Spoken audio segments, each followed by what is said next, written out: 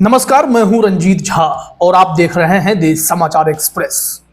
मैंने आपको पहले ही जानकारी दी थी कि कुलदीप सेंगर केस में हाईकोर्ट के जजों के फैसले के खिलाफ सीबीआई सुप्रीम कोर्ट में एसएलपी दायर करेगी और सीबीआई ने ऐसा कर दिया है।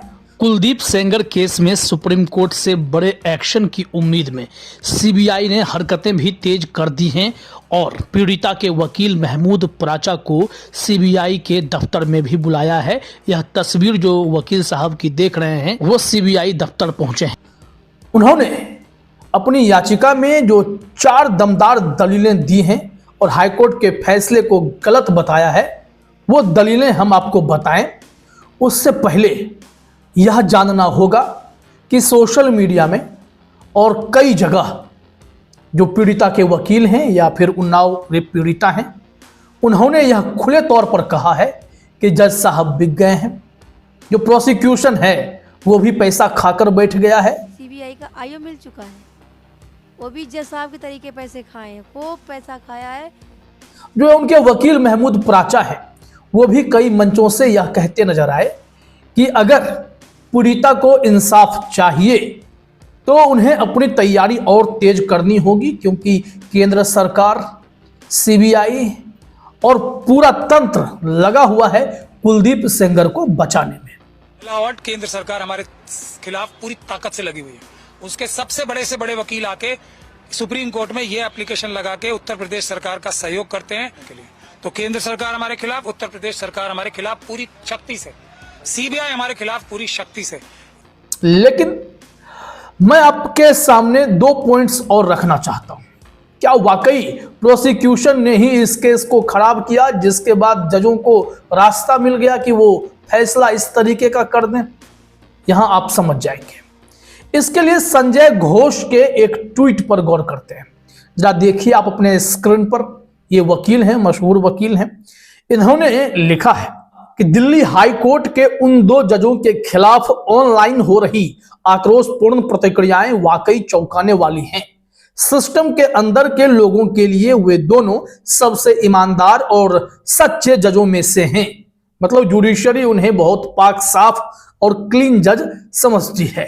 फिर भी वकील संजय घोष कह रहे हैं कि मेरी आलोचना उन जजों के लिए यह है कि अगर कोर्ट सजा निलंबन के आदेश पर 52 पन्ने लिख सकती थी तो मुख्य अपील का फैसला भी यह कोर्ट कर सकता था। सीधी सी बात है। साथ ही उन्होंने कहा कि मैं कोर्ट के इस विचार से पूरी तरह असहमत हूं कि भ्रष्टाचार निवारण अधिनियम पीसी एक्ट में पब्लिक सर्वेंट की परिभाषा को पॉक्सो में शामिल नहीं किया जा सकता। मतलब वकीलों का कई और ग्रुप है जो इन जजों के फैसले के खिलाफ मालूम पड़ता है।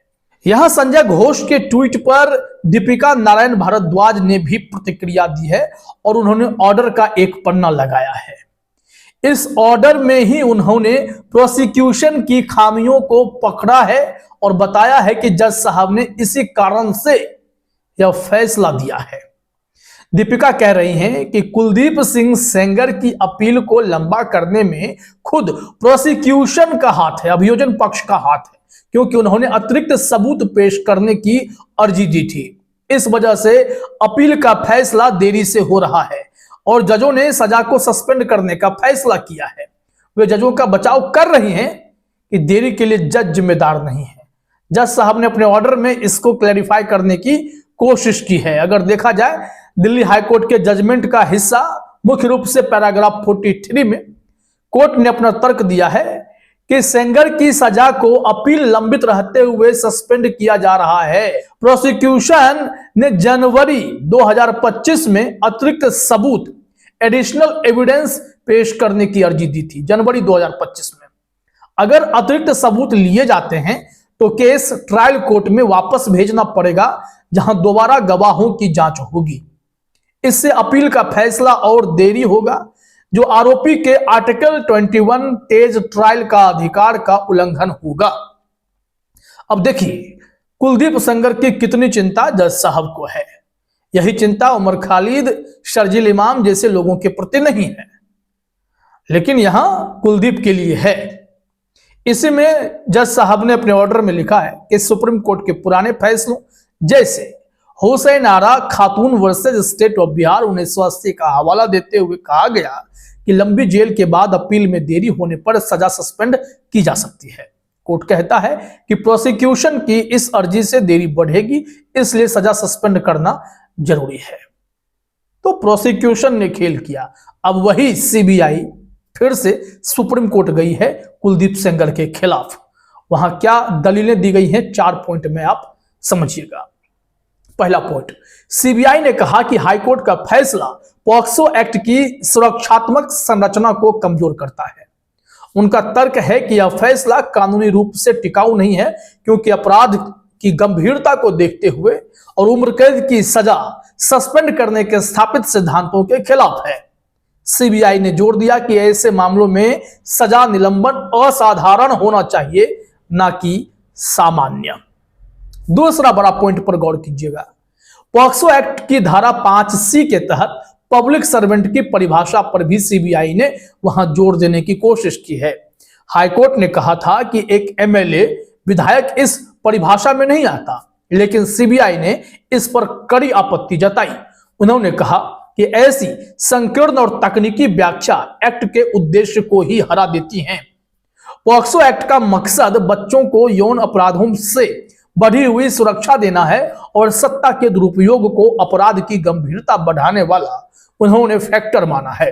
सीबीआई ने तर्क दिया कि हाईकोर्ट ने एक्ट की उद्देश्यपूर्ण व्याख्या नहीं अपनाई, जबकि यह एक विशेष कल्याणकारी कानून है। इसके प्रावधानों की व्याख्या ऐसी होनी चाहिए जो संसद के इरादे को मजबूत करे, न कि सीमित करे, खासकर जब मामला एक नाबालिग के यौन उत्पीड़न से जुड़ा हो। तो बहुत ही वैलिड पॉइंट है। सीजेआई सूर्यकांत इन दलील पर खुद गौर करेंगे या किसी जज को देंगे? केस कहां लिस्ट होगा, इस पर सब कुछ तय करेगा कुलदीप सेंगर के लिए वहां कितनी गुंजाइश है, या फिर वहां पीड़िता को इंसाफ मिलने की गुंजाइश है। देखिए पॉइंट नंबर 3 भी समझ लीजिए। सजा निलंबन पर सीबीआई ने कहा कि सिर्फ लंबे समय तक जेल में रहना ही उम्र कैद की सजा निलंबित करने का आधार नहीं बन सकता, खासकर जब अपराध इतना जघन्य हो जैसे नाबालिग का बलात्कार। उन्होंने सुप्रीम कोर्ट के कई फैसलों का हवाला दिया जहां कहा गया है कि उम्र कैद वाले मामलों में सजा निलंबन अपवाद है, ना कि नियम। इसे सिर्फ दुर्लभ और मजबूत परिस्थितियों में दिया जा सकता है। सीबीआई ने आरोप लगाया कि हाईकोर्ट ने इन पहलुओं पर ठीक से विचार ही नहीं किया, जैसे अपराध की गंभीरता, तरीका, आरोपी की भूमिका और पीड़ित व गवाहों पर खतरा। वाकई में पीड़िता कह रही हैं कि भाई हम पर तो खतरा है। वो तो इतना पावरफुल है कि 5000 किलोमीटर दूर से ही हमारे साथ कुछ भी कर सकता है। तो मुझे ही क्यों 5 किलोमीटर के रेडियस में जज साहब ने कैद करने जैसा ऑर्डर दे दिया। अब जो चौथा और आखिरी महत्वपूर्ण दलील है वो समझिए। यह तर्क पीड़ित की सुरक्षा से जुड़ा है। सीबीआई ने चिंता जताई कि सेंगर की रिहाई से पीड़िता को असली खतरा है, क्योंकि उनका पिछला व्यवहार और प्रभाव देखते हुए सेंगर तो एक प्रभावशाली व्यक्ति है और ऐसे में उनकी सजा निलंबित करना आपराधिक न्याय प्रणाली में जनता के विश्वास को कमजोर करता है। इससे बच्चों के खिलाफ यौन हिंसा के मामलों में गलत संदेश जाता है। सीबीआई ने कहा कि ऐसे शक्तिशाली दोषी की सजा निलंबित करने से न्याय व्यवस्था की विश्वसनीयता पर असर पड़ता है। तो देखना होगा कि सीबीआई की इस एसएलपी में जो भी दलीलें रखी गई हैं, सीजेआई सूर्यकांत से कैसे डील करते हैं। वैसे दिल्ली हाईकोर्ट के जजों ने जो 52 पन्नों का फैसला लिखा, इतना समय लगाया, तो इतने समय में तो अपील पर भी बातें आगे बढ़ सकती थी। तो देखते हैं कि प्रोसिक्यूशन जो उस वक्त नाटक कर रहा था, इस वक्त इंसाफ की लड़ाई में कितना साथ देता है। फिलहाल इस वीडियो में इतना ही। आप तमाम साथियों का हमसे जुड़ने के लिए बहुत बहुत धन्यवाद।